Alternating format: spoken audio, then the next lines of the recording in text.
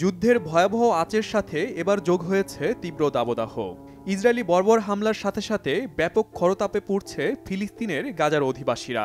রাফা শহরে আশ্রয় নেওয়া বাসিন্দাদের একদিকে যেমন হামলার ভয়, খাদ্যের অভাব, আশ্রয়ের অভাবে দিন কাটছে, অন্যদিকে তীব্র গরমে নাভিশ্বাস অবস্থা।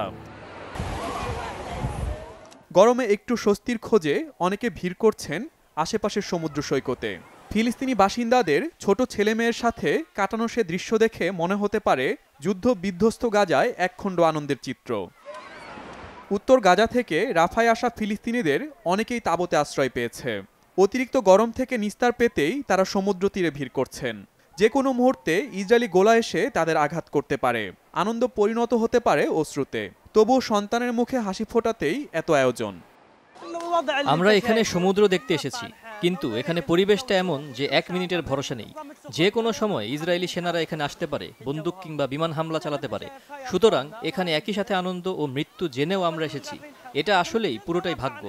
আমরা সাঁতার কেটে নিরাপদে চলে যেতে চাই, কিন্তু সাঁতার কাটার পর এখানেই সমাহিত হতে হবে কিনা আমরা জানি না।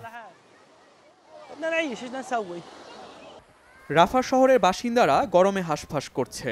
তাদের মতে তাঁবুর ভেতরের তাপমাত্রা 50 ডিগ্রি সেলসিয়াস ছাড়িয়ে গেছে। মুরগির খামারের মতো লাগছে আশেপাশের পরিবেশ। তাই সমুদ্র তীর একমাত্র বিনোদন কেন্দ্র। আমরা উত্তর গাজা থেকে রাফায় আশ্রয় নিয়েছি। তাঁবু গরমে আগুন হয়ে আছে। ইসরায়েলি বাহিনীর অবরোধ থাকা সত্ত্বেও আমরা সাঁতার কাটতে, কিছুটা সময় কাটাতে সমুদ্রে এসেছি। আমরা বাচ্চাদের বিনোদন দিতে চাই। তাঁবুতে কোনোভাবেই থাকা যাচ্ছিল না। আপনি তাঁবুতে বসলে 50 ডিগ্রির বেশি তাপমাত্রা অনুভব করবেন। তাই শীতল হতে সমুদ্রের কাছে এসেছি। রাফায় হামলার তীব্রতা বাড়াচ্ছে ইসরায়েলি সেনারা। প্রতিদিনই অসংখ্য ফিলিস্তিনি প্রাণ হারাচ্ছেন।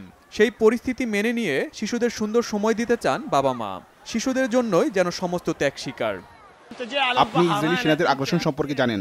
আমাদের হাতে কিছুই করার নেই। আমাদের ছেলেমেয়েরা এত তাপমাত্রা সহ্য করতে পারছে না। তাদের বিনোদন দিতেই এই সমুদ্রের তীরে এসেছি। যদি জীবন চলে যায় সেটাই মেনে নিতে রাজি। আমাদের হাতে কিছুই নেই। আন্তর্জাতিক সম্প্রদায়ের আহ্বান সত্ত্বেও রাফা শহরে হামলার পরিকল্পনা নিয়ে এগোচ্ছে ইসরায়েলি বাহিনী। Shahid Arafat, Bangla Vision, news desk.